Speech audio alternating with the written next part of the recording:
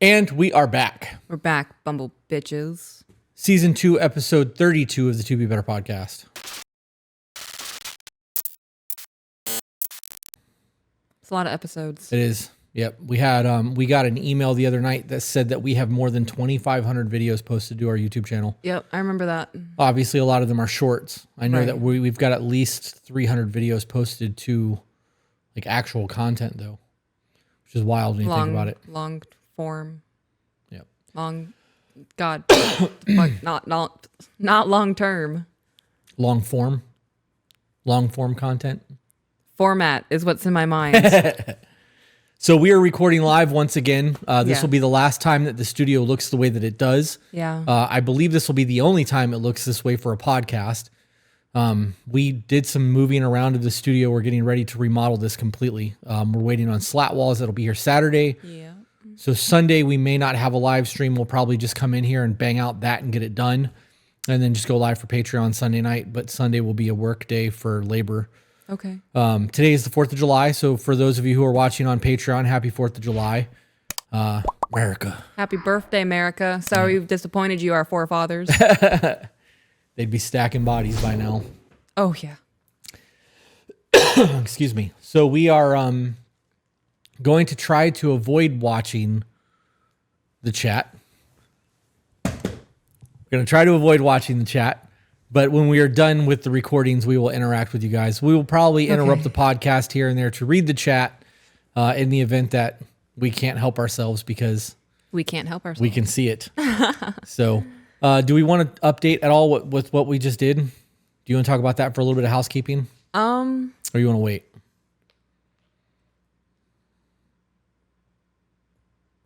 We can talk about it. Well, it'll be long enough in advance. Okay. Or long enough in time.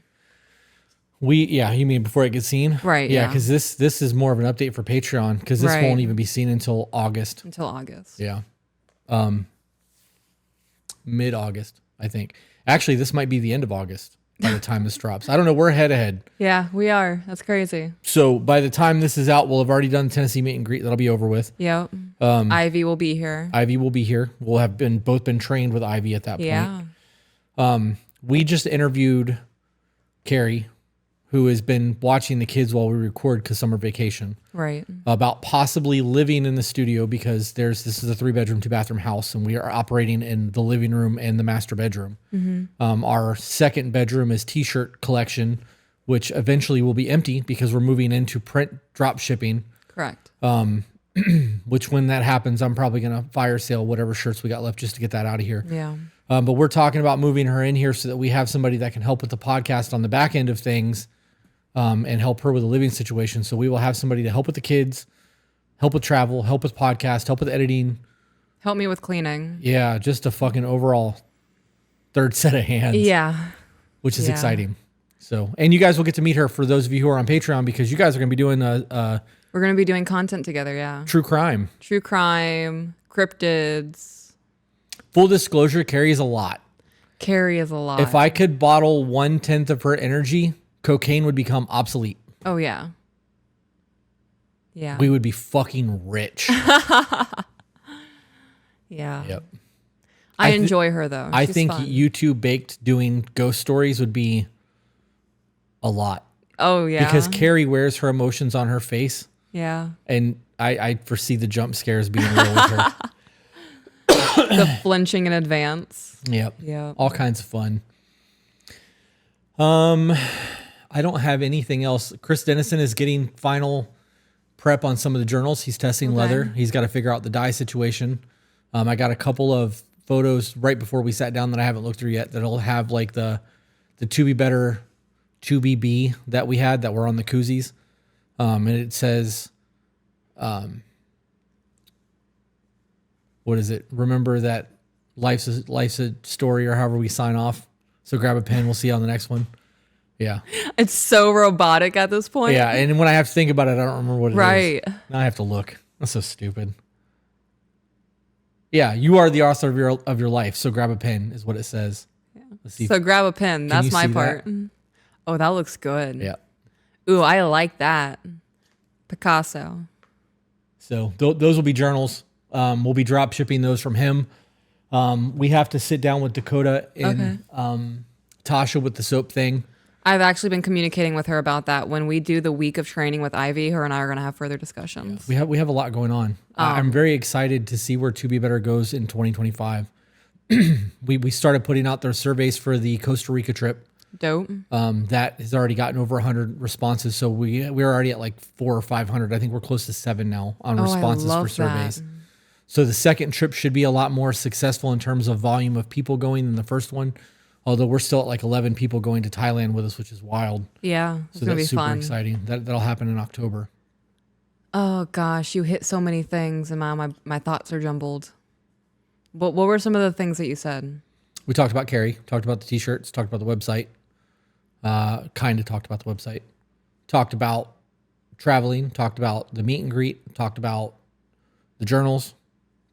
We talked a lot. We've got covered a whole lot in the last 9 minutes. Well, you just went through and listed everything. Just went through a lot. My thoughts are gone. Talked about Ivy, Yeah. dog training, soap, body bath, body line, any of that? No? No. Well, talking about the bath line, that is something that I want to make a permanent fixture. Yeah. To have a regular restock of things. And I am not sure if Tasha has an abundance of things that she wants to make, but the things that I heavily want to focus on right now are soap bars and body oils. So Peach's line, certain scents and whatnot. I also want to do seasonal scents. You best believe we're going to walk around smelling like apple pies. Yeah. Yes. It's funny. Jenny said, wait, what? I want to go to Costa Rica. I did not see that survey. That was posted to the Patreon page. If you've already filled out the survey, the information is there. It did not specify Costa Rica. It just said if you would like to travel with us and do seminars, fill this out. I'll post it again probably Monday or Tuesday, and then we'll start advertising it again. Our internet's been very weird today with uploads. All the videos that I've posted to all the accounts didn't post. Odd. I had 2 videos sitting in TikTok that were at 0 views at like 6 hours. I had to delete them and re-upload them, and they sat for another hour, and then I had to make them private and then unprivate them to make them show up.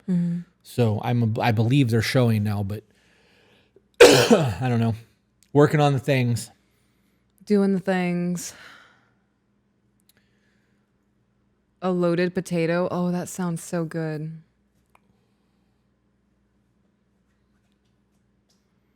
Want to get into some emails? I want to get my motorcycle endorsement. That was not what I asked. But we need to call about that. Yeah. You have to get riding boots. I think you have those.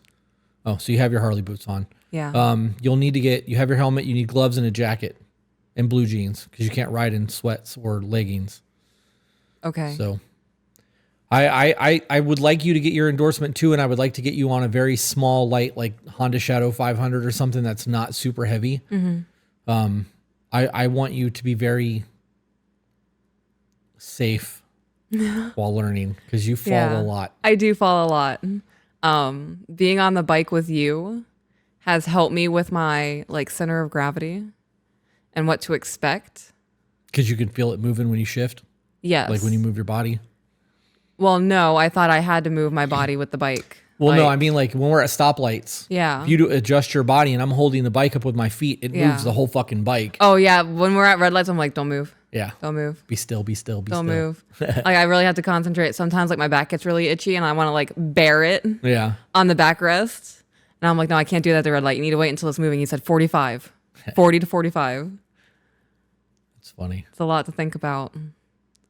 I've been really thinking heavily on me on a motorcycle, and I'm very excited about it. And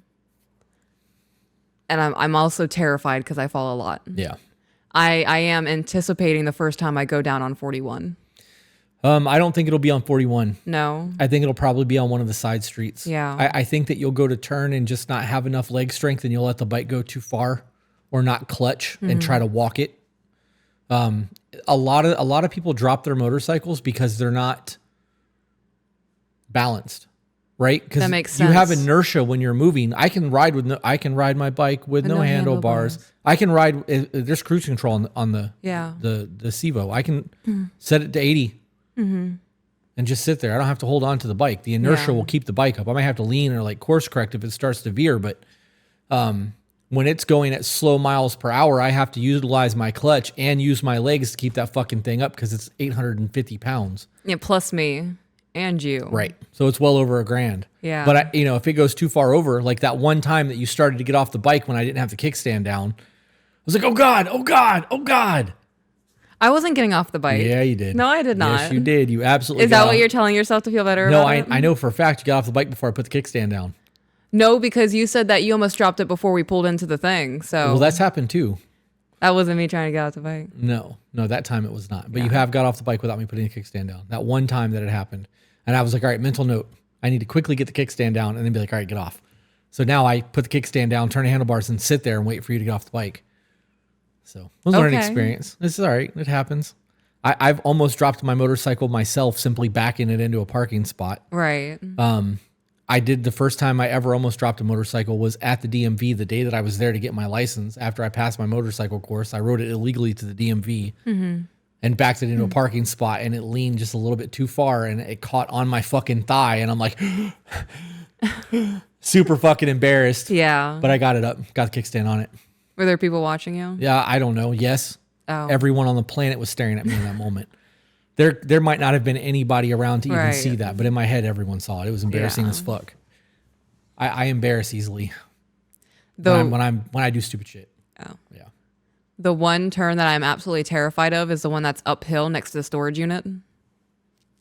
Going on to 41, that stop sign. Oh yeah. Yeah. I'm scared of that. That's just learning clutch control. But you can avoid that until you get good at it. There's other ways out of our neighborhood where you don't have to deal with that hill.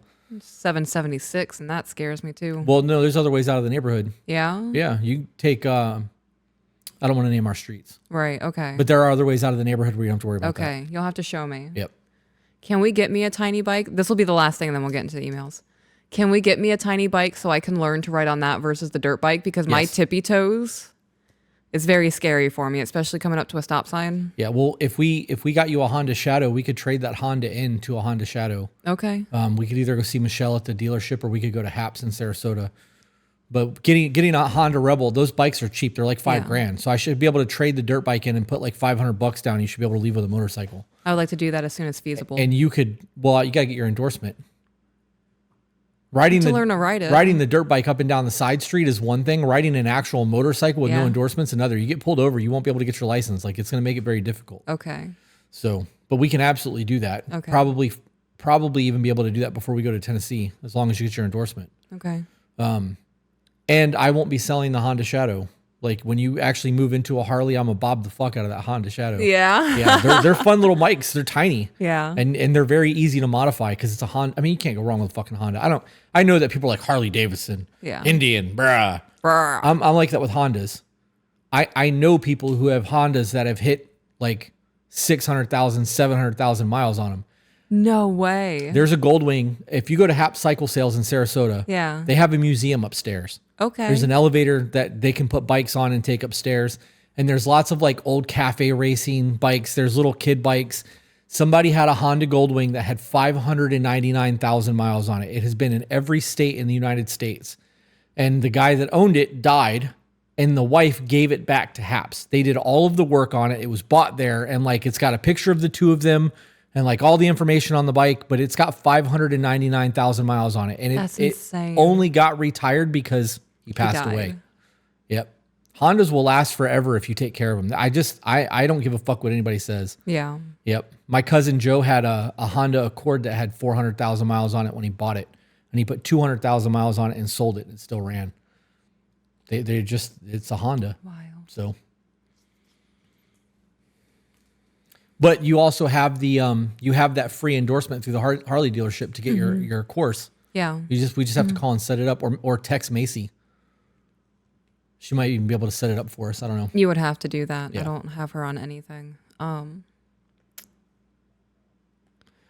Aloha Snack Bar said, what was it called? It's Hap Cycle Sales in Sarasota. If you go in there and just be like, I heard you guys have a small museum upstairs and that there's a Goldwing up there that's got like 600,000 miles on it. Can I see it? They'll walk you up there. Haps is family owned and operated for like 50 years. It's a very like tight knit thing. I've bought, I don't know, 4 or 5 motorcycles from them. So. That's dope. All right. Anyways, Excuse All me. right. So this email is titled, Change is Scary, Especially When You're Young. Yep. Yes, it is. The themes are young adults, communication, word versus action, and starting a life together. Hi, I'm a 20-year-old female, and my husband is 22. We have been together since high school, when we were 15 and 17. As soon as he was able, he joined the Army infantry. Then, as soon as I turned 18, we got married. We were very toxic in the first 2 years, but in the last 6 months or so, we have made a complete turnaround. We decided to stop hurting each other.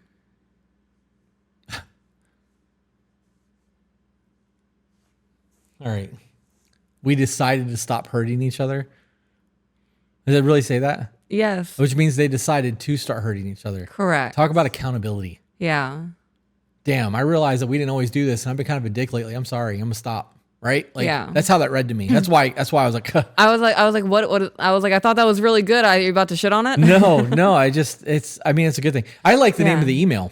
Yeah. I was about to go on a whole tangent about that, but I realized that like we just did 15 minutes of motorcycle talk. So We did. I'm not going to go any further about it, but Yeah. the name of the email says a lot. Change is hard, especially when you're young. It is. Terrifying. It is terrifying. You got to think like, being 20 years old, half of your life was a child, like true child, like single digit child at 20. No, yeah, no, you're 10. Single digit. Yeah. You said single digit. Close enough. You get my point. Well, let's say 18, because then you're socially acceptable to move out. Right. At that point, That you makes were it even worse. 7. Because when you think about it from like 0 to 3, you have no real life experience. 8, 9. You were 9. Right. No real life experience. Right. So yes, yeah. Anyways, back to the email because I'm going to obsess over that. No, now I'm obsessing over it. Well, stop. I can't. Duh. How are you managing, babe? I just changed the topic. The topic is that. Oh, recentering. Recentering. I have a job to do. My food's on the way. Okay. We have been through difficult times together, such as when my father passed away. My husband was really my rock through this, and helping his sister through an abusive relationship. I was just support in this situation. So when his sister stayed with us, I took care of the baby every night. There's that just. I was going to comment on that. It always has a negative undertone. Yep. Always has a negative undertone.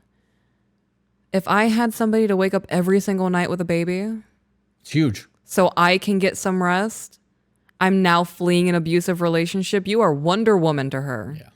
It's a big deal. Don't tarnish that. People's love and care. Are you reading the chat? I was staring at the chat, yes. Somebody said that they had their first car was a 92 Accord and they got rid of it with 1 million miles on it. That's insane. Anyways, that I was very hung up on that. I'm trying Yeah. not to look over there. I would But have the kept camera's that. on you, so I can pick my nose. No one would ever know. Thanks for calling me out, woman. Well, I'm going to say something that I feel has weight to it, and I Okay. would like your undivided attention. You got it. Yeah, you're going to put both cameras on you so you can see me looking at you? That does feel good. Thank you. My peripherals are much better than so here versus here. And when I speak with my hands, I look at my hands to make sure they're accurately depicting what I'm speaking about. Interpretive dance. Yeah. Got it. So The blender. me seeing over here versus me seeing you there, I can't tell if your head's turned here, but I can see your head there. Yeah. Okay. So people's loving and care is a very fragile thing. Why are you laughing? Because I was going to make it a head joke. I'm not going to because we're live on Patreon. Why was my immediate reaction to stick my tongue out? Yeah. Okay, really moving on. Because now this is going to divulge into pure debauchery that is way NC-17. We're not doing that. PG-13 at most. People's love and care is a very fragile thing. when a child makes something that is fragile and brings it to you, you hold it with that care. Be like, oh my gosh, you put so much time into this. Thank you for that. And you make sure you don't break that. Why don't you do the same thing when you put time and effort into loving somebody? Selfishness. There's that. Well, she also just shit on her own love and care. So. Self-worth. Yeah, I mean, I guess it speaks to that. Right. It does speak to self-worth. Can it also speak to a perpetuation of your own self-deprecating to keep yourself in the victim mindset? Yes. That makes sense? It does, because this is going to be a huge topic when we go over that document. Okay. I would like to do that soon. I'm really like still fixating on it. Okay. I'm touching the microphone. My neck doesn't hurt sitting in this chair, but it's wrecked sitting on the couch. How is that a thing? It's a different support. I don't get it. Like, I'm not in pain right now. Well, it's forcing you to hold your head up. When we're on the couch, you usually have your head tilted back. Still doesn't hurt. No? I don't know. This morning sucked. Like, Yeah, I'm it glad did. that I didn't think that I was going to be able to sit here all day. Yeah. I think I'm good. So Well, I'm glad I could help. I felt so bad this morning. it's the first time you've ever literally walked on me. Yeah. And it wasn't enough. No, full body weight. Couldn't pop anything. I can put my vest on. And jump up and down. I can put a child on my back. They'd be all about that. Barrel of monkeys. Yeah. I could have one on the front of me and one on the back of me. Can make it work. Them combined is an additional almost 100 pounds. Yeah. Yeah. Wild. All right. To the email. Oh, it's kicking in, babe. Just so you're aware. Hell yeah. All right. We have been through difficult times together, such as when my father passed away. I read that. I have also taken advice from your podcast, and it has made our relationship richer and more loving. I have used your communication advice, and some conversations we were never really able to have before have become something of the past. Love that. And I like the term richer. Right? Me too. It's a good verbiage. Yeah. That is all great. Our relationship is strong, but our relationship is not the problem. Okay. His first contract in the Army has made him realize he does not want to continue in this career path. He is planning to get out in around a year and a half, go to school to become a lineman, and buy a house where I'm from, Florida, so we can start a family near my grandparents, the only grandparents our children will have, really. I fully support him because he has not been happy since we moved to our first station. I have seen how it has affected him and how at times it affects our relationship. Lately, he catches himself quicker and will tell me he is not meaning to be snappy, just needs a minute. Bravo. Self-awareness. Yeah, it's huge. Bravo.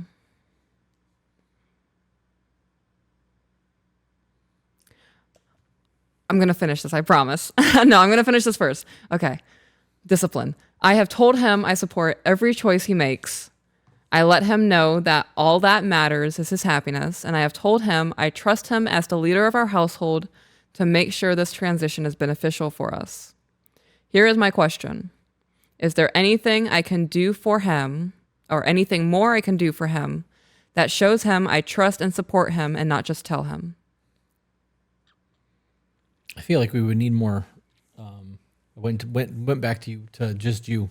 Probably shouldn't have done it either because that was very quick. Yeah. I feel like we need more information there, because like if she's questioning things and being combative and possibly nagging or Right. creating unnecessary conflict, that would be my answer. Like, don't do those things. But like, I don't know. Like, is she allowing him to truly lead the house and not questioning his leadership? Because like, that would be something you can do if you trust him to be a good leader and he's able to do those things. Like, I don't know. There's not enough information there. Be more of a support system would be my answer. But I don't know how to give more detail than that because we don't know.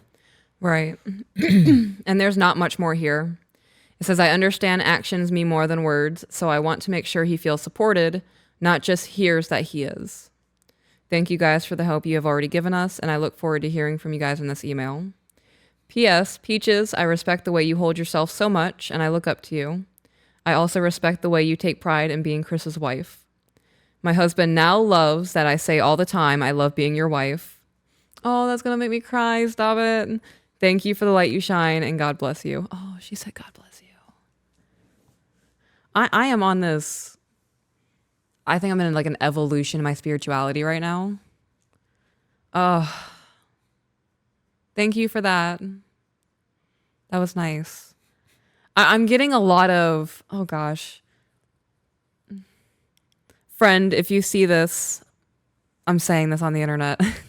I had a friend message me last night, one of my best friends, and she shared with me something that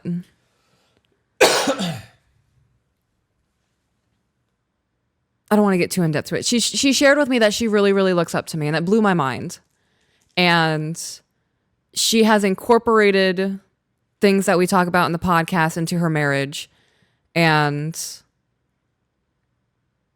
she shared with me that the wife that I am is a wife that she aspires to be.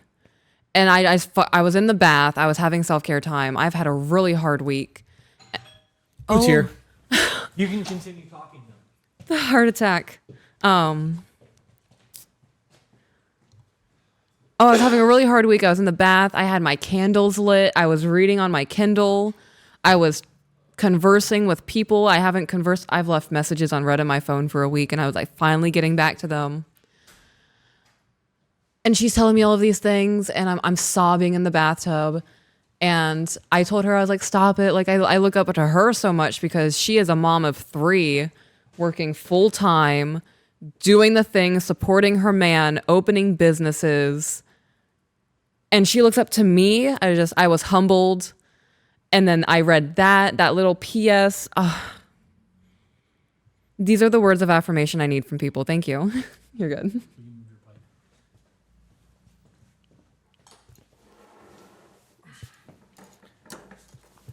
Just so that we don't accidentally get demonetized. Okay. Nope. Zach said Peach really has been kind of away this week. I actually think that we've both been pretty disconnected this week. I had I had a really bad mental health day the other day. Yeah. It was actually the day that we did the live call, and I was the day that we started moving all this shit. And he texted me and he's like, "Hey man, are you coming to the live call? Like, you okay? Because I'm never late." Right. It was almost 1:30. My call was at 1. Holy shit. Yeah. Yeah. Definitely not yourself. That was a bad day, but we ended up having a lot of really good video game that night. And like I left and went home and was in a much better headspace, but it's been a rough week. There's just so much going on that getting overwhelmed becomes very easy. Yeah. So I have definitely been lazy this week and have slacked on the house. And now I'm beating myself up for it. I don't think that's accurate. No? Kitchen's clean. Bathroom's been cleaned. Living room's been cleaned twice. Yeah. You can't, I mean, you might feel that way. I get that though. Like I understand, like I know there's more work that could be done, but like I just don't feel like doing it right now. And a lot of that is due to being overwhelmed. Yeah. But I don't. And well, it's also summertime and like we have split custody with the kids. Right. And when school is back in session, the limited time I already have with them is going to be limited even more. Right. So like I'm slacking on work things and I'm slacking on household things and you're not though. It just feels that way. Yeah. You're really not. I mean, I'm not trying to like. I guess I just hold myself to a really high standard. I'm not trying to tell you that you're wrong. No, the outside perspective is grounding for me. My perspective of what you're talking about is very different. Our bathroom is spotless right now. Like you even organized my like toiletry stuff on my side of the bathroom. My razors and shit are organized. But like the backyard is still taken care of. Like you had your playtime with the kids. Kitchen's been cleaned. There's just not. You still have found time to do your D&D thing. You still found time to do self-care. You've been working.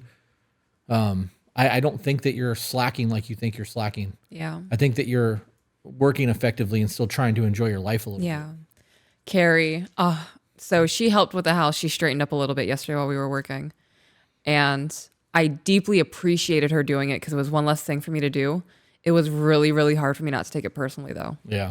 Yeah. Oh, I know how you are with that. Yeah. I vacuumed the other, or no, it was the laundry. You were doing laundry. Yeah. And you didn't tell me why you were doing laundry. And, oh gosh, I'm going to be honest, I think that's what triggered the bad mindset. That I did the laundry? Well, it was the thought process that I had after that. I had to maintain myself. Like, it did not. It contributed. You didn't contribute. It was my thought process after that, because it's a normal thing for you to do your laundry. It's Right. irrational for me to Right. be upset about that. That was Yeah. one of those things, though, that I got new pants. Yeah. I just wanted to wash my pants. I was excited about it. Right. But I feel, And I understood that. I feel really like I feel weird asking you to get me a drink. Yeah. Like, if you're up, can you grab me a soda while you're up? That's Right. different. But if we're in the middle of something or I'm working, I'm like, hey, can you grab me a soda while you're sitting on the couch? I can get the fuck up and go get my own soda. I know that Yeah. you want to serve and do those things, but I feel guilty asking.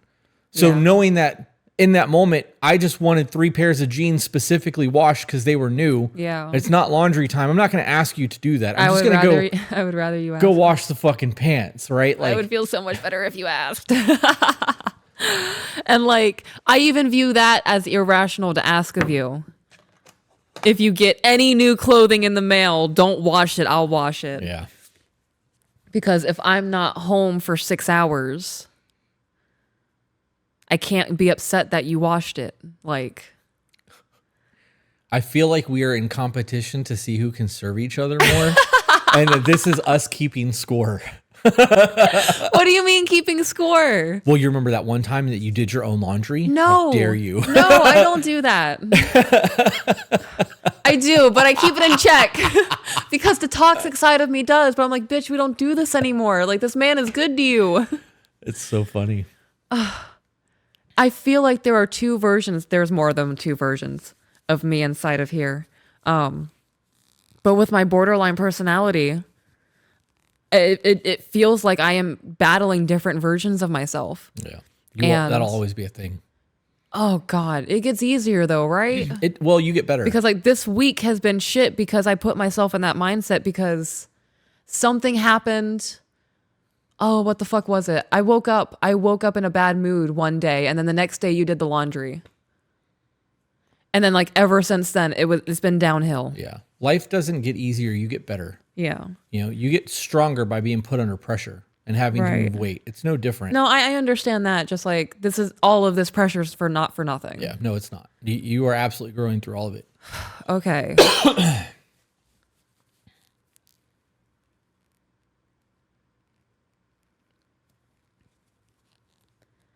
Would you feel like it's inappropriate of me to ask you to wait if I'm home, or like not to wait, but like if I'm home to ask me to do the laundry? I don't think it's inappropriate. I just Okay. that's going to be something that I'm going to have to get over. Because it feels stupid asking you to do something Yeah. that is I can just do that. Right. If I was super busy and like we were going to be leaving in 2 hours and I had 9 things to do. Hey, can you take care of the jeans real quick while I go do 5, 6, 7, 8? Right. You know, you do 1, 2, 3, 4, and 9. I'll do 5, 6, 7, 8, and we'll get out of here in 2 hours. That's different. Yeah. But if we're watching TV because it's Sunday and I just am impatient and want my pants washed because they're new, Right. I can It was also like 7 a.m. I'm impatient. I know. No, I know. They delivered this shit Yeah. super fucking early. They like, did. I also am with somebody that if like once, I don't know if you've noticed this, but my day past like 9 o'clock is what my day is. Yeah. So if I get up at 6 o'clock in the morning and I don't get up and like start getting ready, I will be that way all day. Yeah. So if I get up and I put on gym shorts and a t-shirt and don't shower, You're not going to. I'm not going to. I'm not Yeah. getting changed. I'm not No, putting I've shoes noticed on. I'm that, yeah. flip flops, like, because that it's a shift in my routine. So Yeah. like I have to, you know, it's just the way it is. Yeah. Unless I'm gonna get on the bike, and then I'll get out of the gym shorts and into jeans because I would like some sort of protection in the event that I go down. But Right. I'm the opposite. I wake up in the morning and I need to relax and get myself ready for the day, and then I can knock shit out for 4 or 5 hours. I have my morning hour of wake up time. Yeah. Yeah, I you usually start getting things. No, yeah, about 9 a.m. You're right. It feels so much later. We get up early though. Yep. I feel like my day also ends early though because of the children. Your I day want- ends early because you fall asleep on the couch early. No, I didn't mean that. I meant like me being productive work-wise or getting any real meaningful cleaning done around the house. Nothing wrong with getting your day done early. Right. If you can get everything done that you have to do throughout the day by noon Yeah. and then can fuck off for the rest of the day, that's a win. I feel lazy. Yeah, well, Like a slacker. I see that as a win because it doesn't happen very often where you got that much free time to the day to not do anything. Yeah. Normally we have to be like, all right, what day this week is our down day? Yeah. Yeah. You're right. I need to relax on myself. You want to do another email? I do. We're 39 minutes in. Do you want to know something I thought about on the motorcycle on the way here? Sure. It is such a beautiful thing to be loved by a man. Oh, I'm already going to start crying. Holy What is shit. happening to you? That was quick. It's so quick. I'm just emotional. Are you going to elaborate on that? I am. Okay. All right. Because now I'm very intrigued. Okay, so I thought it's such a beautiful thing to be loved by a man because don't fucking cry. Or just let it out. No, because it's going to get ugly. Like, Okay. because you love me in a way that I've always wanted to be loved, and I really appreciate it.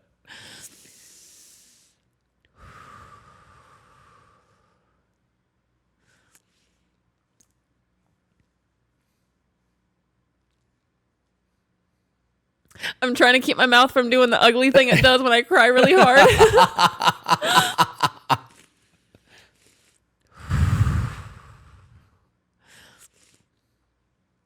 I don't know why I'm doing this. I don't know why this is happening. I don't know why I can't just say it. Okay.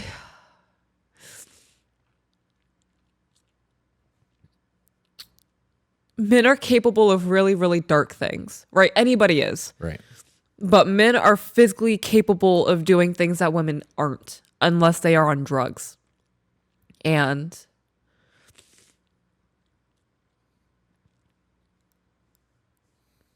having a life where I have seen the dark side of men, experiencing the love from you has completely changed my perspective of the male gender.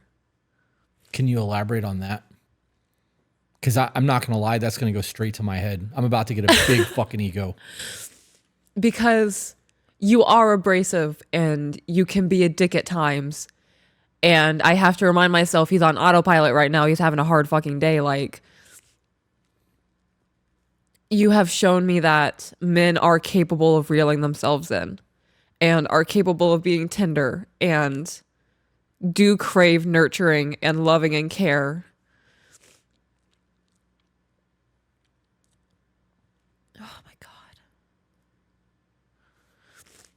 And even beyond the nourishment of our relationship and what you do for me romantically and spiritually and emotionally, I am experiencing things in life I would never experience if I weren't with you.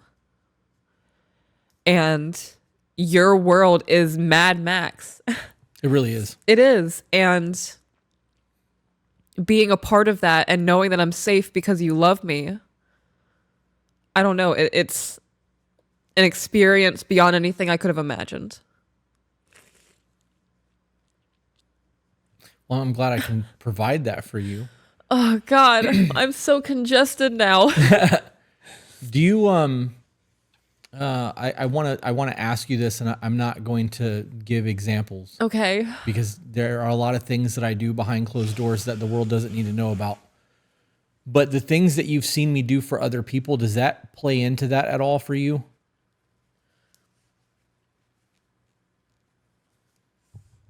Yes, it does, because that shows me that it's genuine. And the conversations that we have where you talk about how you want to be a better man. And even though you're a better man now than you were 10 years ago, you want to look back and say, I did that shit and now I'm here. Yeah. You telling me that. Oh my fucking God. You telling me that you want people to stand up there and speak in their eulogy about you, about how you were a good man. Like, that has weight to it. Right. Well, that's got to be earned. That the only thing you have on this earth after you're gone is people's memories of you. We're going to be here for as long as the internet's a thing. Yeah. Once the internet is gone, it's word of mouth. And then eventually, unless we get to the level of Cleopatra or Caesar the Great, like, or it's Alexander the Great. I'm emotional. Sorry, Caesar. Sorry, Alex. It will be very little known lore of how we impacted people. And I don't know, that matters to me. And the fact that that matters to you is a big deal to me.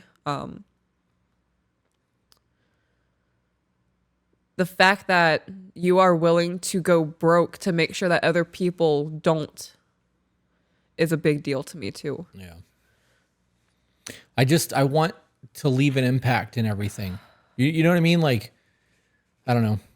I've been at rock bottom and I've been where we are now. So like, I know what it is to not have shit, and I know what it is. And like, I think that young me would have done a lot better if I would have had somebody to help me the way that I'm willing to help others. You know what I mean? So like, I look for the opportunity to do things that a lot of people wouldn't do, I guess is really what it comes down to it. I just want to see the people who have the work ethic to fucking succeed actually be able to do so. Have the opportunity to do it. Like, yeah.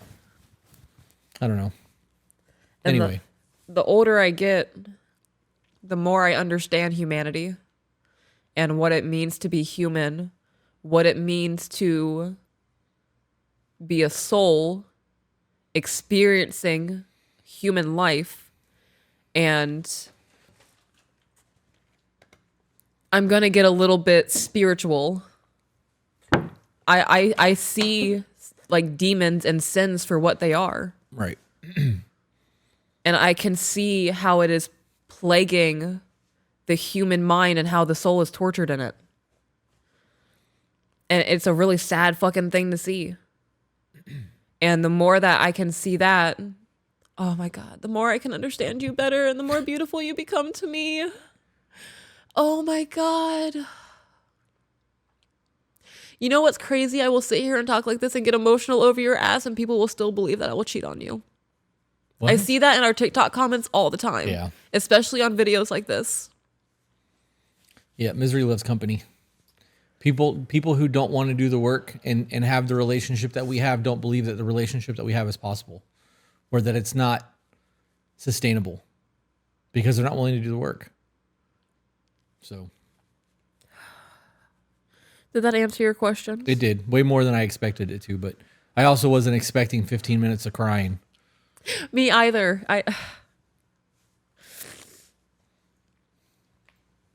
Being a woman is a roller coaster. Hormones. So much. I am now massively congested. I am so sorry, guys. I am going to be making a lot of sounds over here as I read. Just take a breath and fucking blow your nose. I'd have to take my septum out. Well. To like really get in there and get it out. All right.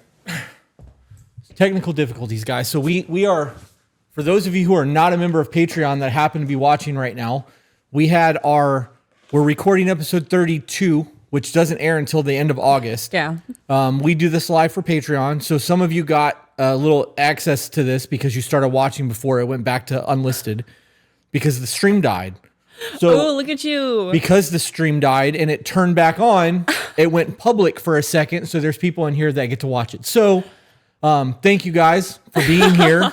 You get a sneak peek of what Patreon gets. Bravo for being quick with it. Yeah, no shit. Exactly. You guys are on it. My gosh. Look, you got rewarded for it. So we are going to continue reading emails. And then we will get into some, no, you guys don't leave. You guys are here. Fuck it. Hang out. There shouldn't be any ads. We're just going to do the thing. We're going to fucking keep going. Oh my goodness. Technology happens. I'm almost positive that we just lost internet and it just cycled. I'm glad you guys are here. This is fun. It's like we're having a slumber party and more people showed up, but we like you guys. Yeah.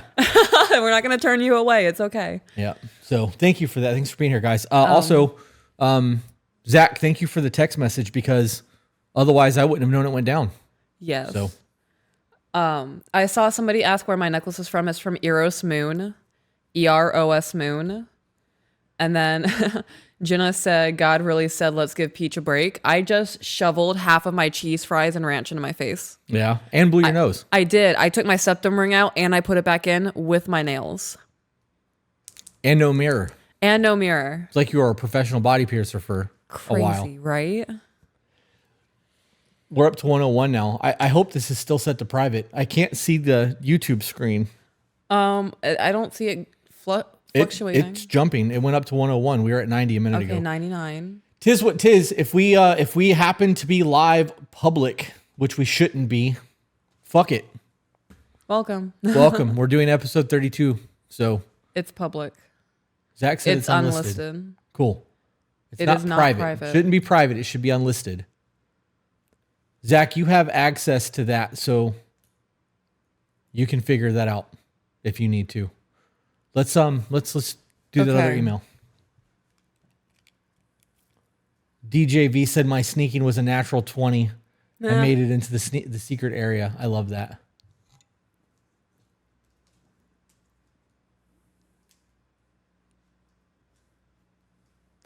All right. So this email is titled Relationship Dynamic. Okay.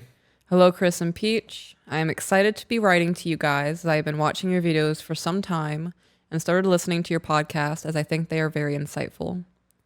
I'm going to be honest, I love the way you guys have your roles laid out.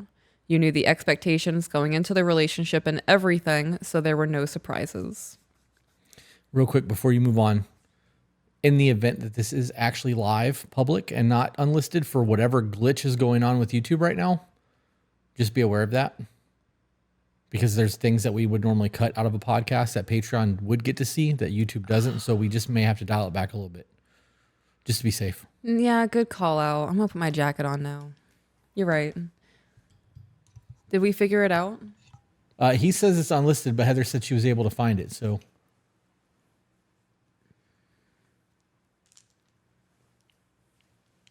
Is it also for YouTube subscribers? it's just unlisted. But I don't know. It is what it is. This is not even the same link that we posted to Patreon earlier. I don't see it public. Okay. Just trying to be safe is all. No, I understand, and that's a good call because there are things that I would say. Right. Okie dokie. Patreon gets a slightly more unfiltered version of us. Oh, I can't do it. I focused on it. That was my Grinch smile. Did you see it? Was it No, good? it looked like you were about to purse your lips. No. Like, mm-hmm.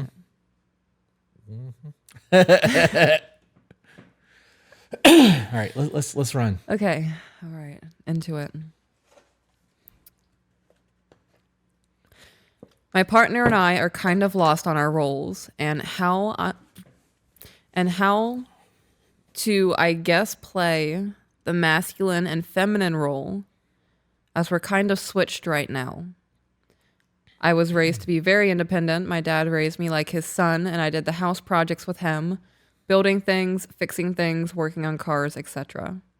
So I've been very hands-on and physically active my whole life, and I've never really depended on a man in that aspect.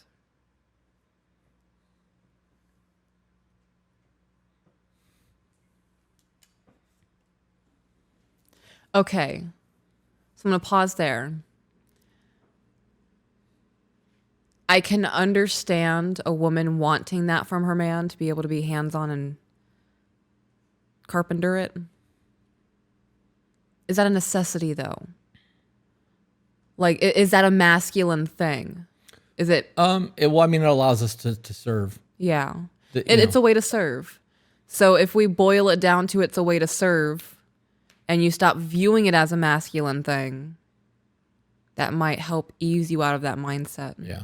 I can see that. Because when I think of you, you're not gonna go out there and fix our septic tank. No, it's hot as fuck outside. Right. You're not gonna patch the roof. I could do that shit. You can. And if I can't do it, all I need is YouTube. Right. And once I have YouTube, I can do that shit. Yeah. But it's hot outside, and my time is worth more to me than doing those things. So if I Right. can delegate that to somebody else and just pay for it, I'm gonna do that. Yeah. When I think of masculine in my husband, I think of you're nurturing. I think of the way that you challenge me lovingly.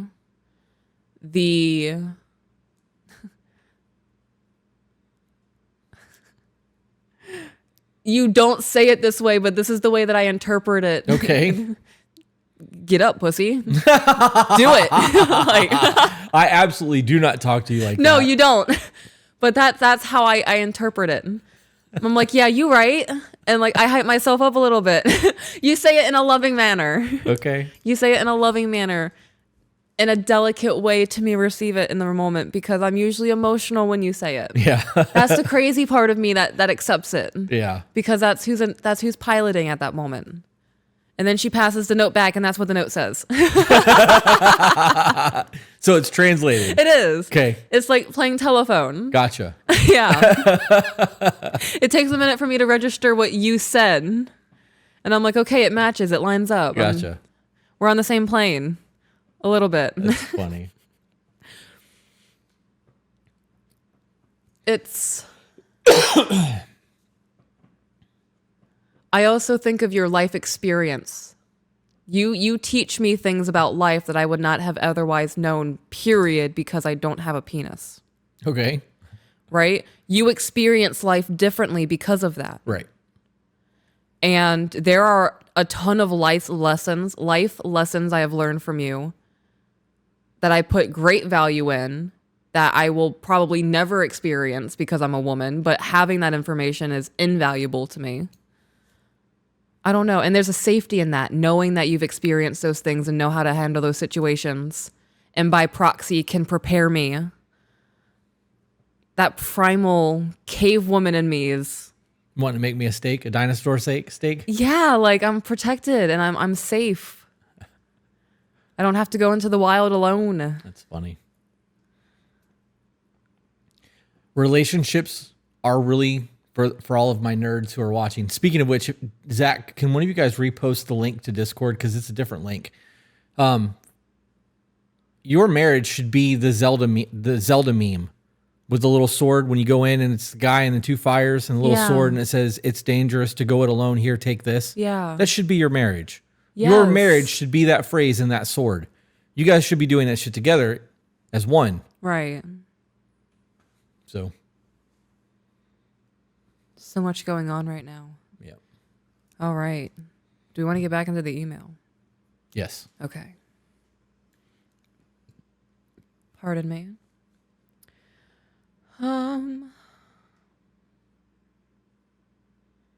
I do my nails and hair every so often, but other than that, I am not feminine at all. I don't wear dresses. I wear jeans, a t-shirt, my hat or my tactical pants, and just very tomboy clothes. Okay, so I'm going to pause there. A lot of women prefer comfort over presenting feminine in the dress and done up and all those kinds of things. I think I make an exerted effort to do this more than two times a week. Yeah. Right? Yeah, you do. Because I put a lot of stock in that. Some women don't, and that is okay. If you prefer the messy bun and t-shirt and sweatpants, that's all right. If you want to ease into the femininity and getting to the point of, what do you want to say? Because now I'm distracted by... I'm not going to forget. Okay. Go ahead. Okay. I got to refocus. My point is, it is a very ambiguous area to always be comfortable for men and women. Focusing. This is what my issue was. Okay. I'm good now. Okay, focusing. The chat was covering too much of the screen. Focusing. Ambiguous area. Sweatpants, messy bun, same t-shirt for 4 days. Right? Okay. We're back. You can surprise your man with dressing up on a Tuesday evening when he gets off of work and stay home and have dinner with him. It's the effort put into the more feminine look that shows, oh, she wants me to look at her. Yeah. Men are very visual creatures. Yes, we are. Very visual creatures. There's something to be said for the sweatpants, though. You can be feminine and still be in sweats and a hoodie. Yeah. Okay, elaborate on that.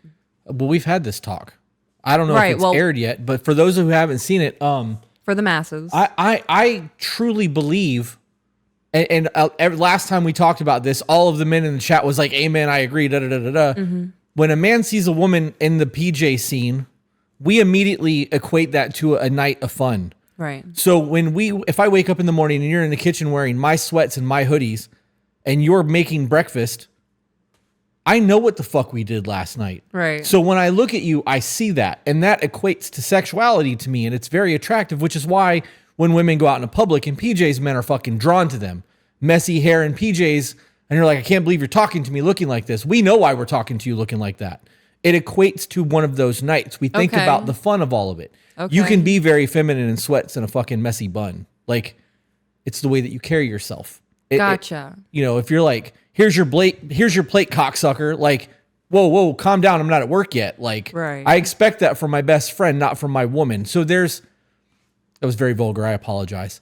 We're not on Patreon only. We might be. I don't know. I probably shouldn't have went there. But that blue collar, normal man shit Right. is very different than what I want from my woman. So the way that Yeah. you carry yourself matters more than your appearance and your clothing that you're wearing. Yeah. However, Tuesday night dress up because it's Tuesday night and you want me to look at you is also a very dope thing. Yeah. So don't think that you have to wear dresses, have your nails done, and have your hair done Right. to be feminine. No. It's a lot more than your physical appearance. It is your mannerisms and the way that you conduct yourself. Yeah. You can be a lady by every definition of the term. A geisha doesn't not become a geisha because she's not wearing a kimono. Like, Right. so who you are matters more than the external, I guess, is what I'm getting at. Okay. That makes sense. Okay. And I'm gonna stack on top of that. We're like building blocks right now. We're gonna make a bomb ass log cabin over here, babe. Yeah. You said that super vulgar thing. I kind of liked it. Like, I wanted to bust out my fan, but it's all the way over there, and it would have been very dramatic and it interrupted your thought process. But like, you know that swoon meme I send you all the time? Yeah. That. And I view that as masculine. Yeah.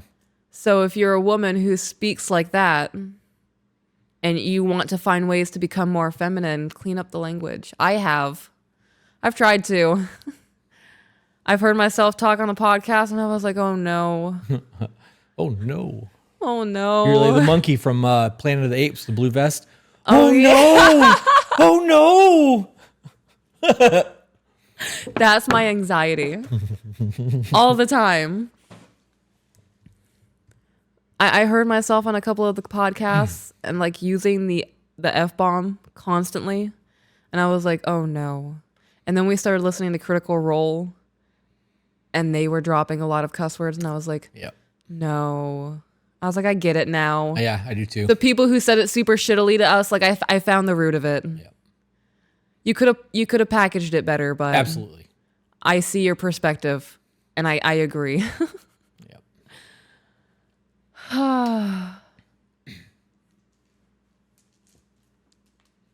Okay.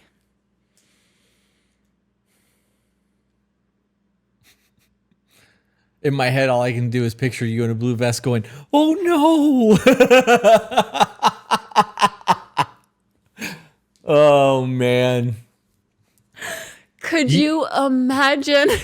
I might do that as a grounding mechanism. I'm going to try it. If you come into the living room and I'm just going, oh no. That we watched that with the subtitles on. We did. And like in the beginning when he was like bad ape, they actually called him that throughout the entire movie. Mm-hmm. Yep. Anyways. Yeah. Okay.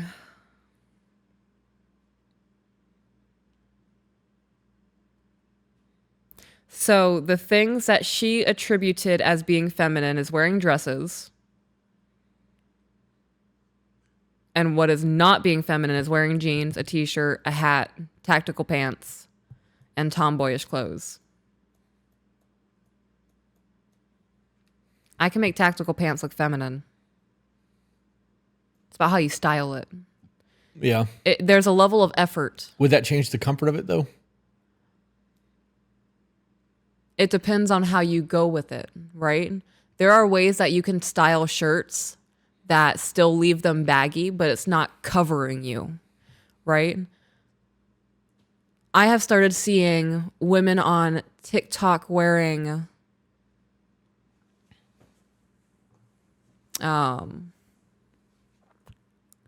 oh my gosh, it starts with an A.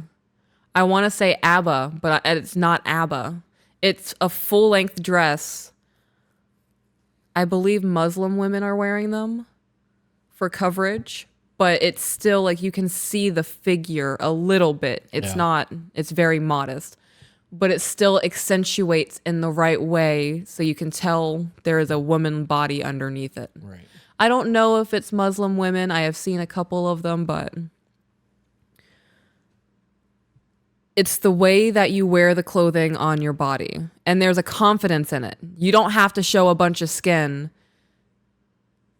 to be sexy. Right. As my husband said prior, it's the way that you present yourself.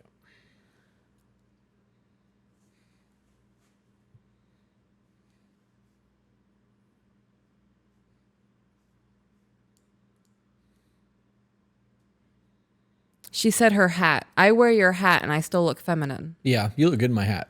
Thank you.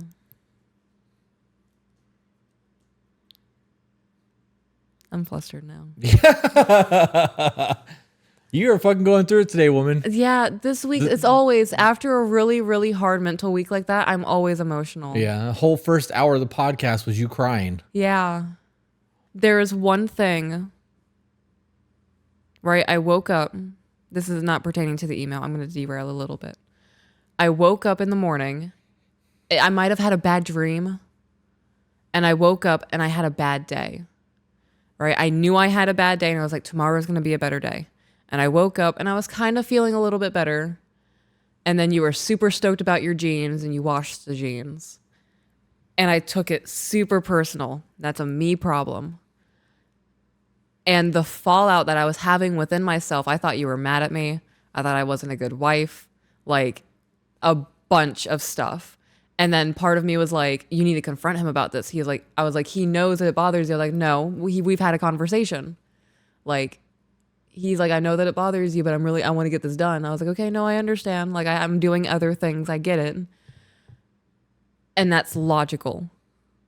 And like, I was fighting that aspect of me that wanted to defend myself and my hurt feelings, but my feelings are my problem. It was so much. It was so much. Could you tell?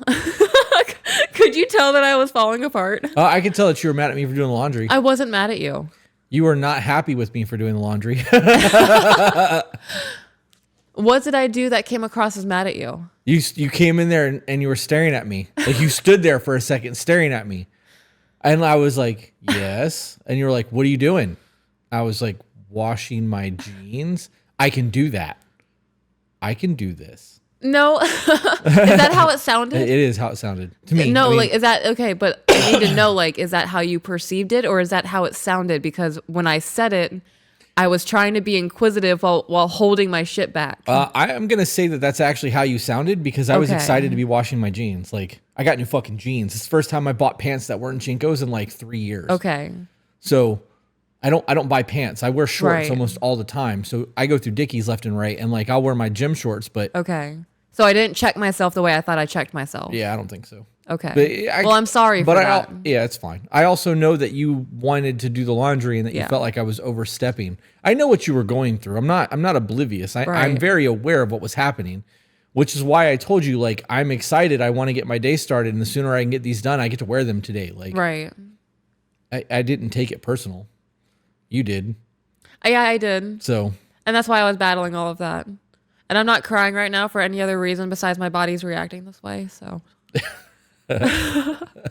I'm very uncomfortable. You're good. But I'm pushing my vulnerability.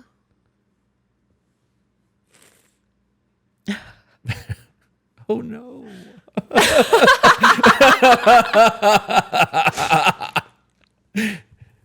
Maybe that's what you need, babe. I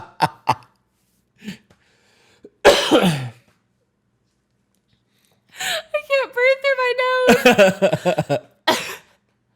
nose. Oh.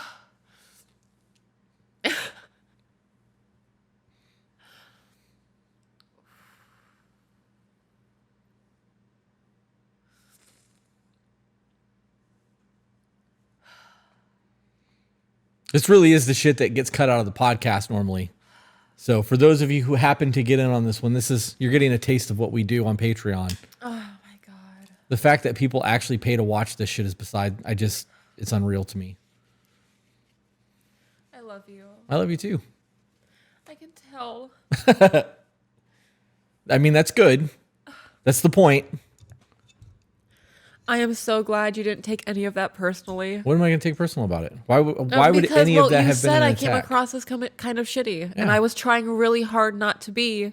And your perspective of that just lets me know I need to work on it. But there was nothing there that, there's no reason for me. I knew what was going on. I'm not an idiot. I'm so sorry.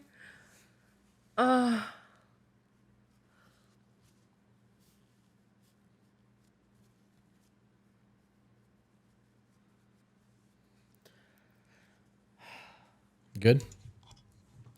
I'm not going to try to clean it up anymore because I'm sure I'm going to cry and blubber soon. Okay. So this is going to be me for a little bit. Let's finish the email so that we can move on to the next one that we have to record. Okay.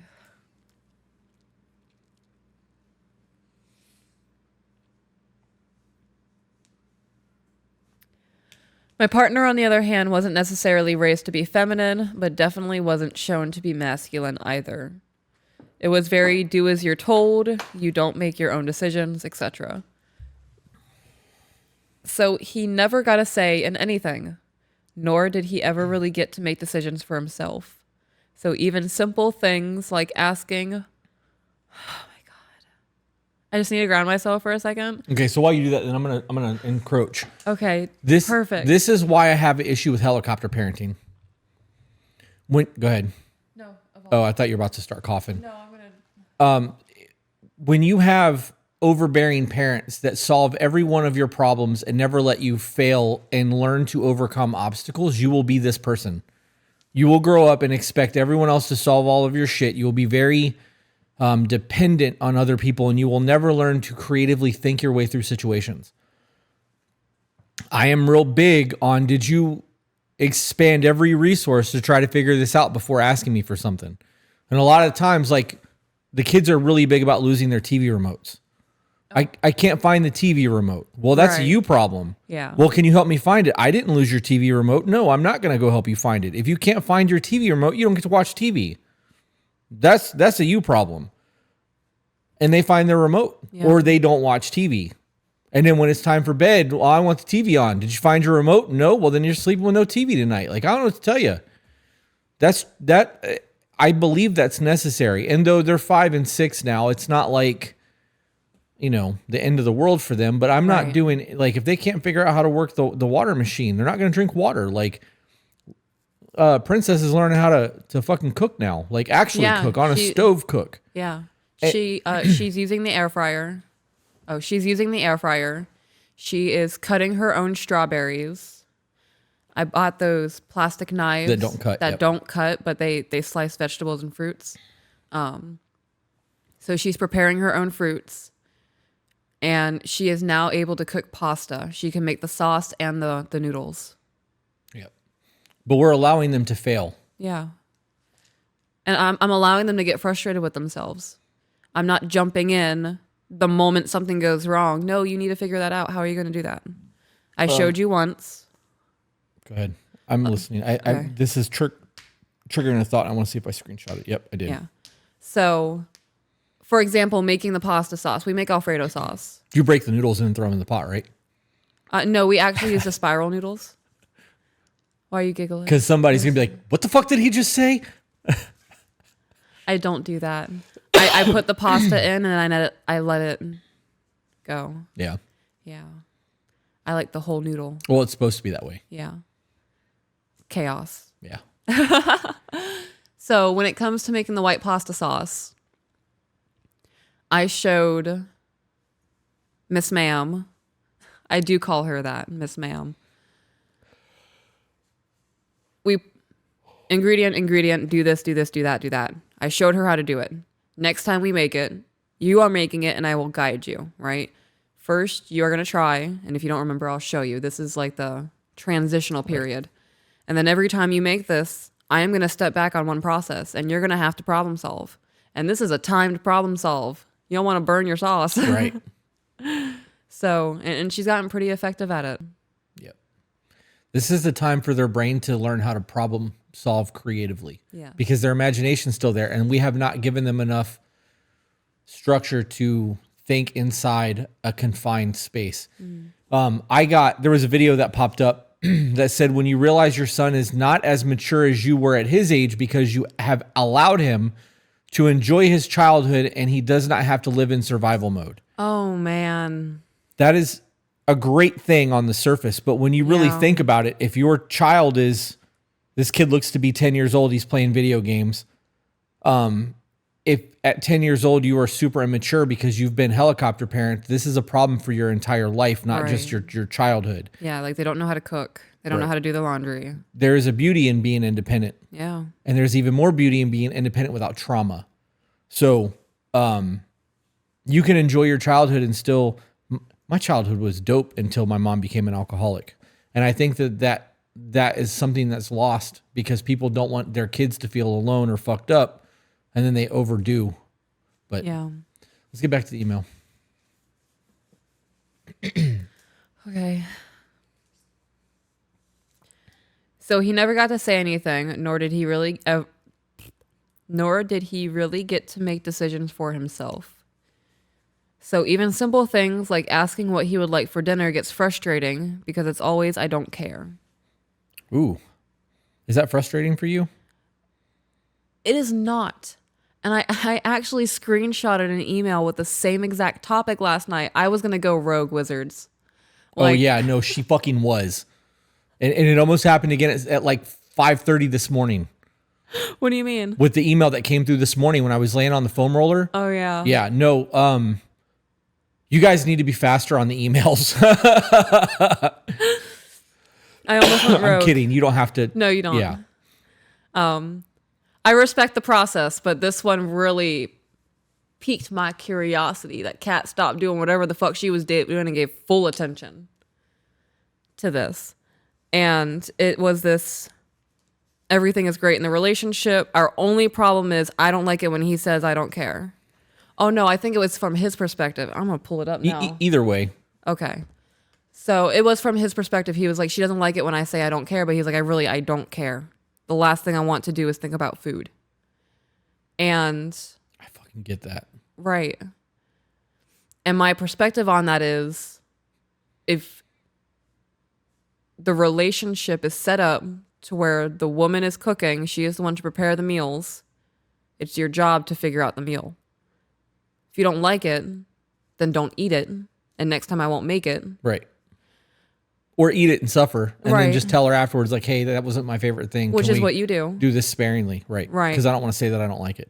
No, I will straight out ask you if you don't like it. It does not hurt my feelings. Right. It does not. Oh my gosh. If I try something new and it takes me 3 hours and you're like, yeah, no, it wasn't the greatest. Perfect. I wanted to try it. I got it out of my system. I don't have to make this every week. I'm also on the perspective of I know my man well enough. Right. That's the point in that. Yeah. I don't want to make decisions like that. Mm-hmm. I will wear if I could get away with wearing the same clothes every day of the week. Like if I bought the same shirt 7 times, jeans 7 times, and it not be weird when we recorded me wearing the same clothes every fucking time. Yeah. I would buy 7 or 8 of the same t-shirt, wear the same jeans, same shirts every fucking day, because it's one less thing I have to think about. I like the fabric. I like the shirt. The jeans are comfortable. Golden. For example, I've been here every day this week. Yeah. You have not.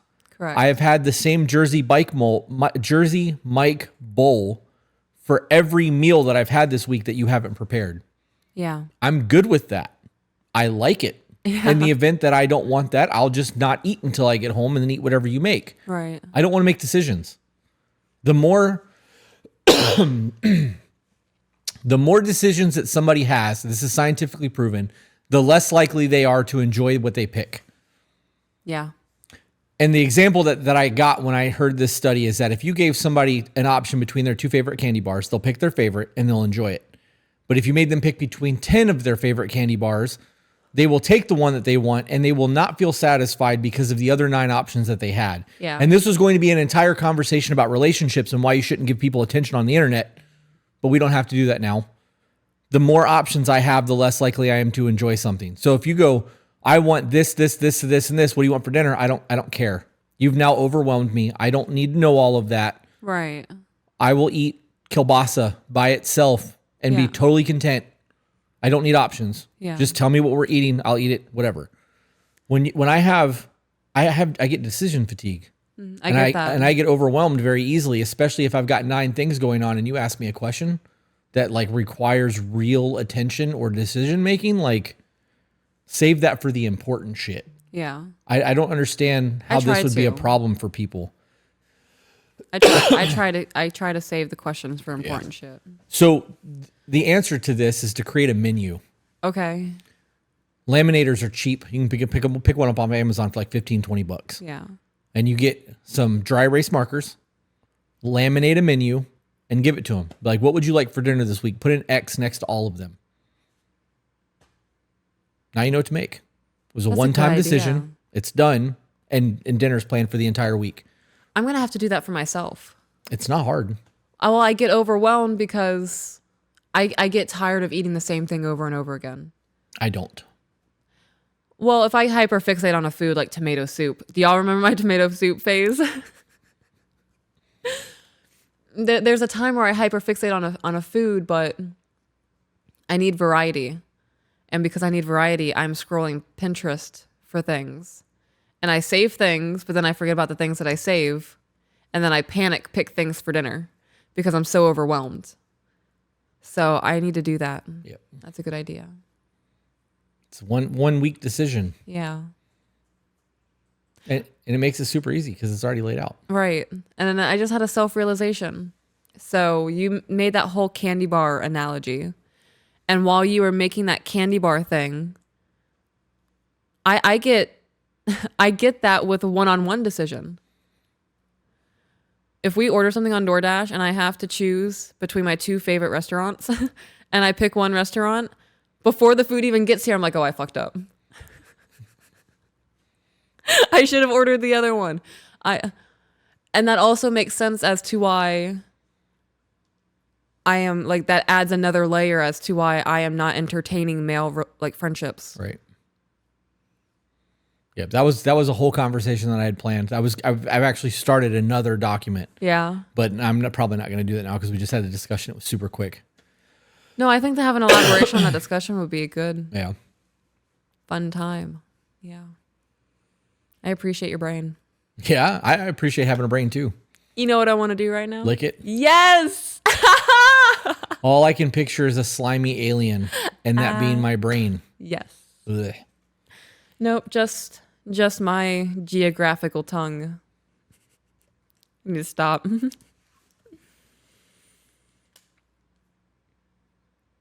want to hear something funny but sounds kind of fucked up?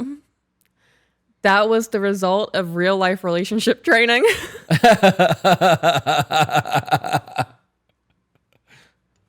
Damn. Don't like that. That dawned on me when you answered. I was like, oh my God. That's crazy. Did that make you uncomfortable? A little bit. I feel very called out right now. I'm sorry. That's funny. You're not wrong though. Just wasn't prepared to hear it.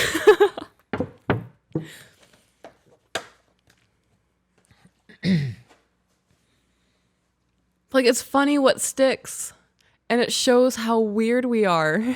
Also shows that I pay attention. It does. Yep. That makes me feel good. Go me. Don't cry. Get back to the email. Focus, woman. Okay, focusing. If I blink rapidly and big, it'll dry it up. Okay. So it's frustrating because he responds with, I don't care when it comes to dinner. Now, both of us work full time. We agreed to split household chores, though neither of us are the best at staying on top of it. Our house isn't dirty or gross. It's just us and our dog, and it definitely isn't sparkling clean either. Oh. I have asked him before how we felt about traditional relationships and if a stay-at-home mom/housewife was something he ever considered. Right now, we can't financially do that, but we also don't plan on having kids for a few years, so it wasn't an immediate concern, but something for him to think about.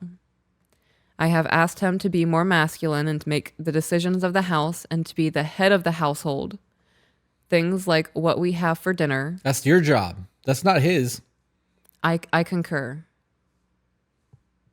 I concur with that. I make the money to get the groceries, and you get the groceries to the table. Right. That's how that works. So why is that on him to make the dinner decisions? Where did that come from? Have we ever said that on the podcast? I don't think I've ever heard that. I don't think so either. I follow a few of the traditional, not the gimmicky traditional housewives. Like actual traditional. Actual traditional housewives, like the blue collar housewives who stay at home. And they decide what's for dinner. So I don't think I've heard that ever. Yeah, I have no say. I only have say if you ask me. Right. And even then, I'm like, I don't care. Yeah. Same thing. It's not my responsibility to figure that out. Like sometimes I'm like, hey, you want biscuits and gravy? And you're like, no, we should be doing better right now. Well, that's because I've become Jabba the Hutt, and I'm trying to dial that back down. So yeah, I need to tone myself. Well, you may have a workout partner soon, so that might work out for you. She has a lot of energy too. Good luck with that. I'm hoping to like absorb it. I'm gonna vampire it. Okay. So she believes that deciding what's for dinner is part of the masculine head of the household things, along with making decisions himself, because it's always me deciding and us playing 20 questions for me to figure out what he wants. That I view as an issue. Okay, but what are the decisions on? Because if I'm asking you 20 questions about what we're going to paint the bedroom. No, that's different though, because it's you asking the 20 questions and not me. Well, she said he's not doing any decision making. Right. She said things. So he's not leading. Right. Let me just real quick. Okay. If she's playing 20 questions with him to find out what he wants, he's not capable of articulating what he actually wants. He's just getting along to get along. He doesn't care. Okay. Maybe he truly doesn't care, or doesn't want to be in a leadership position. Maybe he doesn't. Maybe okay. I'm not going to interrupt. Go. The thought that I have about what you're about to say about painting the bedroom is it the whiskey room? Right. Because I'm making that decision. That's my room. That was your room. Yeah. Rest of the house isn't mine. Yeah, I had no. I don't give a fuck about any of that. Right. So if we're playing 20 questions about what color we want the bedroom, I'm totally fine with the way that it is because it's done. Yeah. Anything beyond that is mine. Right. My making. Right. I agree. So you're putting extra things on my plate that don't need to be on my plate. Right. Okay, so that's where my thought process went there. But him not being able to make decisions is an issue. Yes. Can't lead if you can't make up your fucking mind. Right. And thought? In thought. Okay, I've been holding on for so hard. Thank you for being patient with me with interrupting and doing that. I appreciate it. You good. I just wanted to slide that recognition over. What if he is not capable of forming an opinion because his brain was wired not to? What if he has to develop those neural pathways? The skills are not there. I can agree with that because I believe that a lot of people lack that ability. Okay. But I don't believe that it's an innate thing. I believe that everybody can learn to creatively think. They just have to do the work to do it. And that comes down to realizing that you need to do the work and actually doing the work. So drive, ambition, Awareness. awareness. It's awareness. The people that we know who are getting divorced right now are very similar to this couple in that. The male in that marriage is very aloof and gets along to get along because he doesn't like conflict and doesn't want to disappoint. So he just exists. Yeah. And if he doesn't see that as a problem or has never been shown otherwise, there's a lack of an awareness there. And if she's never told him, like, hey, I'm kind of a little bitch, I don't like it, right? Like, Yeah. Gently. Then how would he know that he needs to change that behavior, right? So there needs to be an awareness there, and there needs to be a discussion if things aren't going the way you anticipated them going. So, and I'm not calling the emailer man a bitch. I'm speaking very specific to somebody that we know, and it was relevant to what's actually happening. So I'm not talking shit. It was parallel. Right. I just wanted to be clear that I'm not gossiping. Saying this adjacent in the next room. Right. And you're like, oh, damn, okay. Took that a little personally. Yeah.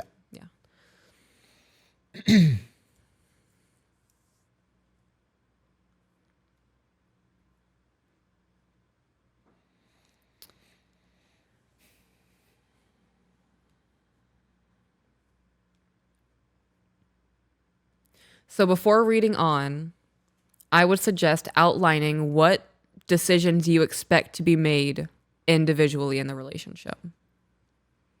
Yeah. Lay out those expectations before you get married. Whose job is whose? Right. If I'm going shopping and I'm spending $300, I'm saying, hey, babe, I'm spending $300 on cleaning supplies. Okay. You're not going to ask me what kind of cleaning supplies Yeah, I I'm need to know getting. all that. Right. I only need to know how much money to make sure is there. Right. If I am rearranging my gardening area, I'm not going to ask you your opinion on where I should be putting things. When it comes to the children and appointments, I'm not going to ask you what's the best day. I'm just going to schedule it and let you know when it's happening. On your end, pretty much almost everything work related. You let me know when we have meetings. You say, hey, what days work best for you? So if you were asking me a bunch of questions, I really don't have the answers. I don't know why you're asking me. So what does that look like for the emailer? Because she already said picking out dinner is what she expects the head of the household to do. Right. Well, so she has I believe my opinion is that she's wrong in that, and that's her job, not his. Right. However, if she doesn't want to do that and he's okay with doing it, be prepared to eat cheeseburgers 5 nights a week from his favorite burger place because that's what he wants. Or making the same lasagna 3 nights a week. Right. We're eating ramen. Fend for It yourself. takes 3 minutes in the microwave, and like I can do that while doing 9 other tasks, right? Like, Yeah. So that discussion needs to be had. You guys need to break down. This is really simple in breaking down whose jobs are what. I don't want to do this, this, this, and this. I think that you should handle that. So moving forward, I need you to take care of it. And if you don't, we're going to bed with no dinner, or I'm just going to go pick up Taco Bell, and I'm going to get myself Taco Bell, and you can fend for yourself, right? Like, it's a very shitty way to lay things out. But if you have that discussion and know that that's the expectation moving forward, hopefully he would not want to eat different dinners. I mean, he might. I don't know. We eat different foods. You had Outback today, and I had Jersey Mike. my Jersey Mike bowl. Yeah. For the fucking 6th time this week. I did have sushi last Sunday because you ordered it. I did. I love that you asked me to do that. I don't know the name of the place that we get that sushi from, and it's the only one that I like delivered. I didn't tell you either. I don't need to know. I like that you need me. Yeah. Laying out your expectations of who doing this. So this is no different than what we've talked about since the beginning of the podcast. When you get ready to move in with somebody, you need to list out all the things that have to be done in the house and then divide the responsibilities. Yeah. And you can't have a traditional marriage. Cut that. You can't have a traditional marriage if you don't have those expectations of whose jobs is whose. Because if I view pink jobs as solely yours, and that includes all the food shit, grocery shopping including, and we don't ever have that discussion, and you're like, when are you going to go to the grocery store? And I'm like, I'm not. That's your job. Yeah. Fuck you mean that's my job, right? Like, Yeah, I don't even remember the layout of Publix. Why are you asking me? right. Yep. Those discussions need to be had ahead of time, and it should be written down because you're more likely to remember things. Like, I think it's like, I don't know, 43% more likely to remember it if you write it down. Not type it, write it down. The physical. Yep. Yep. Continuing on. Yes. I love him to death, and I know it's not his fault. As he was taught to not make decisions and do as he was told, I was raised the opposite. In past relationships, I thought I was comfortable being the masculine person, as that's how I was raised. Except now I'm having second thoughts, and I want to be feminine and get my hair and nails done and be more girly. Like Peaches' style, I absolutely love it. Is this the same tactical pants email, or was that the last one? That was this one. Okay. That's this one. So she's ready to evolve. Yes. Okay. Okay, so there's two reasons. There's numerous reasons. That was very stupid to say. I believe there's got to be a catalyst. We'll go with that. Okay. So either because she's trying to compare it to you, she either sees what you're doing and she fucks with it and she wants that. Right. Or she's actually safe and secure in her marriage and is trying to evolve into that. There could be other reasons, but those are the two that stick into my mind the most. The why of that really matters. If she's trying to really go into that role, it means she's growing. And it means the marriage is secure, Right. right? Because people don't just try to change like that if they're not capable of doing so in their marriage. And if the other person is going to hold them back, this is also part of the document conversation, they're not going to evolve. You shed your identities as you grow. Yeah. You know, like everybody goes through phases of their life, and that's different seasons, however you want to word that. Phases have a negative tone, but you do evolve and you grow and you do new things and you learn new things and you get new appeals and new hobbies, and like, that's normal. And if the person that you're with hinders that growth, it's going to create problems in the marriage, and you're going to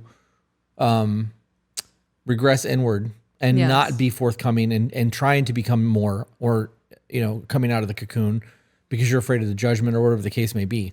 So that's something to consider. Like, if that's actually the case and she's safe and secure in her marriage, that needs to be addressed. Like, you need to recognize that, and then have that conversation also while you're talking about the jobs and who's doing what. Like, I would call that out. Like, hey, I think I'm wanting to do this new thing, and I want to move away from the tactical pants and getting my, you know, and I want to start doing the full girly girl thing, and I'm comfortable enough to do this because of how comfortable you make me in the marriage. Like, for a man, that's huge. Like, to hear that, for like, when you're like, I'm ready to change my style and I want to do this, I'm like, do that. Like, let's do that. Here's your budget. Go. 1, 2, 3, go. Right? Because I want to support that. I want you to grow and evolve and do those things. It's just something to think about. Stop it. Oh gosh.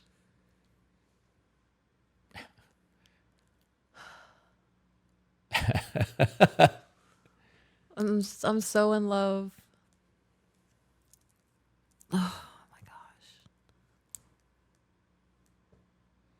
You think it would dry up. At least you're not doing this anymore. Because that was the first year of the podcast. That was, yeah. Now it's the tissue. Yeah. Becoming more ladylike. I didn't even notice that evolution. Oh my gosh, you guys, I saw a moment of growth. Fantastic. Why don't tears, they're just never ending. Like, why don't they stop? I thought like, my bladder fills up and then it empties, and then it fills up and then it empties. Crying is how you wash your soul. Oh my gosh, why am I doing so much of it? Why is it so filthy? More growth. My God, I'm going to be passing away, crying about how beautiful this is. Oh gosh, I might experience death and enjoy it. I hope it's peaceful. I hope so. I hope I'm able to enjoy it. I hope I'm old and I'm in a bed. If it has to be in a hospital, hopefully I'm not like I have dementia or anything. That would be my best outcome. Yeah. Well, first would be with you. Second would be. I do not want to get into the conversation of death. I am so sorry. I am so sorry. It's okay. Let's continue with the Okay.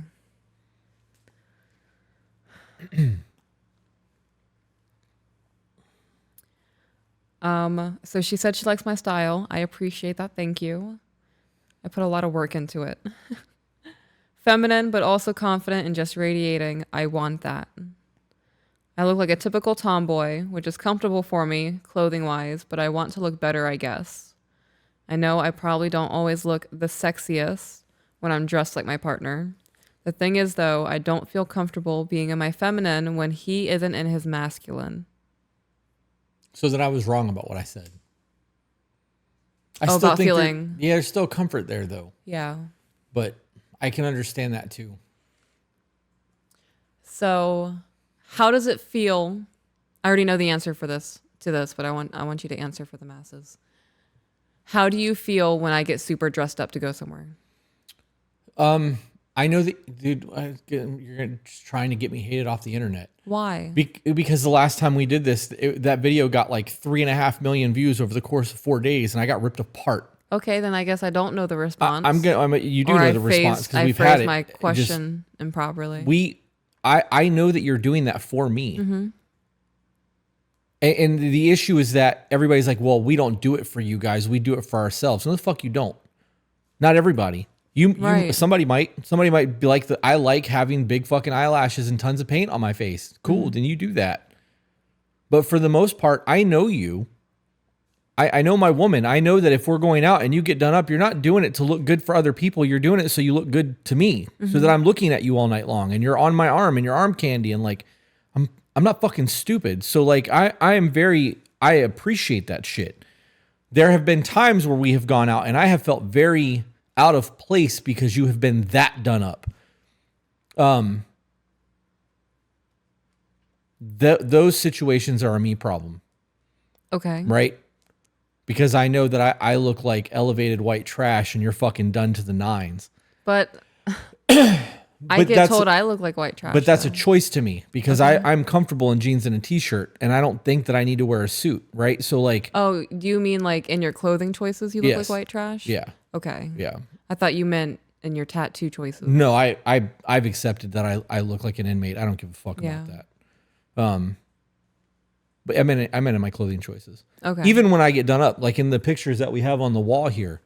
Yeah. Like I'm in a button-down fucking $400 shirt and slacks. You know what I mean? So like I know how I look in that, and I still see my tattoos. I look like I don't know. I still look like an inmate that's just dressed well. But I don't look like white trash. And like when we go looking for purses for you and we're in a Louis store and you're fucking done up wearing your heels and I look like this. Yeah. I'm okay. It's bothered me in the past, but like I've accepted that that's good. It's the hand meme. My hands look like this, so hers can look like this, right? So like this is comfort for me. Mm-hmm. I don't remember. Oh, you asked. You asked. That's how this transitioned into this train of thought. It makes me feel good knowing that you're doing it for me because you are. Yeah. That's the short answer. Okay. So I expected that answer, but I also expected you to say that it makes you want to also look better. Well, when you get dressed, I don't wear my gym shorts. Right. I don't wear my flip-flops. Like I actually put my boots on and go. Because I do expect there to be a level of, I think our idea of what is acceptable and what is not acceptable is different. Because even when I'm in jeans and a t-shirt, sometimes I feel out of place, which is what I was getting at. Gotcha. But jeans and a t-shirt to me is dressed. Like this is dressed. Mm-hmm. This is my equivalent of you wearing a dress. Yeah. So because I know what I look like when I'm walking around the house with my fucking basketball shorts hanging around my ass and no t-shirt on. Like, yeah. It's one of my favorite versions of you. Yeah. Yeah. Comfy Chris. Yeah. You're like a little Ken doll in my mind with a wardrobe. And a penis. Because Ken doll doesn't have that. Right. Correct. Yeah. Don't make me plastic. No. I'm not Marilyn Manson in a bodysuit. Look at this. Okay, we still have to do another one. Yes. Okay, we have to get through this because we have to be home before 6. Okay. Okay, continuing on. Like I haven't been trying to keep you on task the whole fucking episode. I know this is me now panicking because I looked up there and it said 1:45. Yeah. It's 2:45. My apologies, guys. Okay.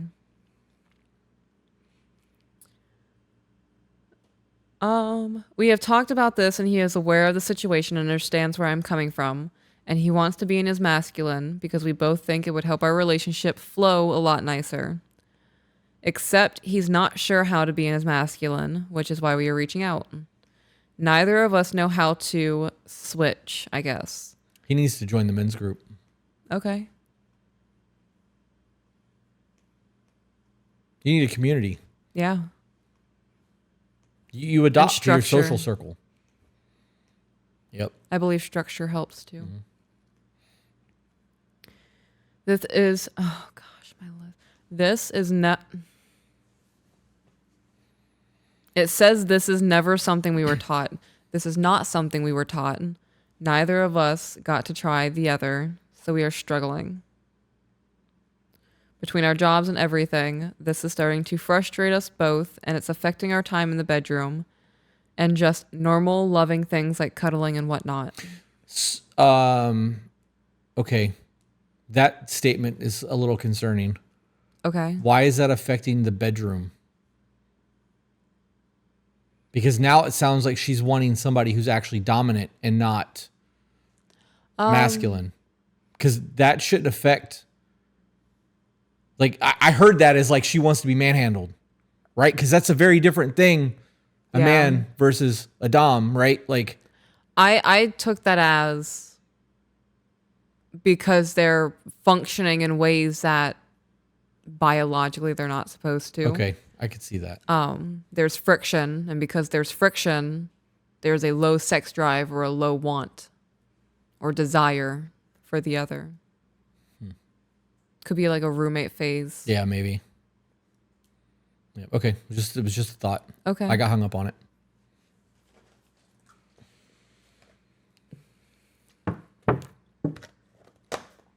We have both talked about it, and we both would feel more comfortable with the role switched. We just aren't sure how to go about it or ways to try to switch it. Like, how does he get comfortable making decisions? How do I get comfortable sitting back while someone else calls the shots, etc.? It's trust. Trust. Yeah, trust. It boils down to trust. Attitude reflect leadership, Captain. Remember that? Yeah. Yep. If he's going to lead, he's got to lead. Yeah. And you've got to allow him to do so. But if he's showing you that he's not capable of doing so, you're never going to let go of the reins. Have an idea for a photo shoot. Okay, let's keep going because we have... Okay, you're right.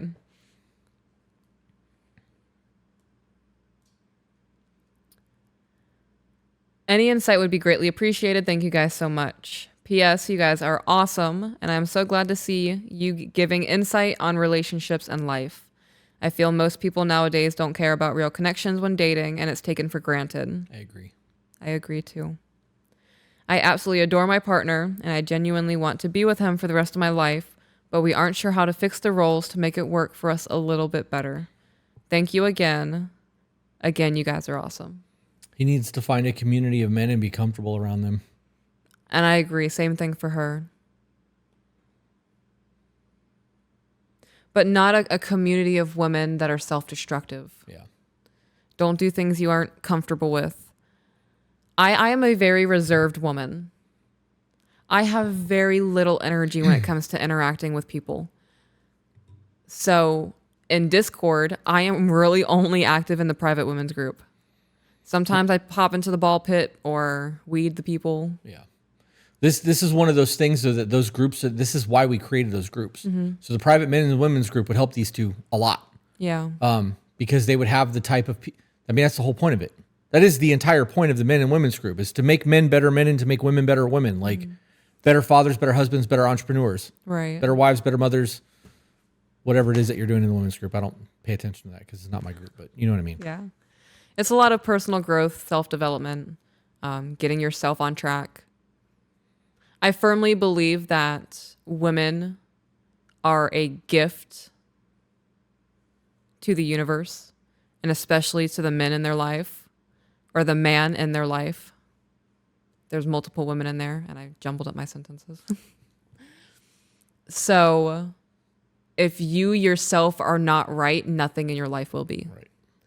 So I'm focusing heavily on getting the self correct, and then outside problems. That makes sense? And that's the answer to the email. Do you have anything else on that one? Because we can wrap this up and start the next one. I do not.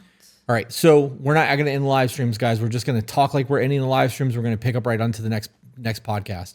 Again, for everyone that is currently here that is watching that's not a part of Patreon, just know that the accidents happen and you're getting a preview of this. So I'll wait until you sit back so we can sign off and sign in. All right. As always, guys, remember you are the author of your own life. So grab a pen. And we will see you on the next one. Bye, guys.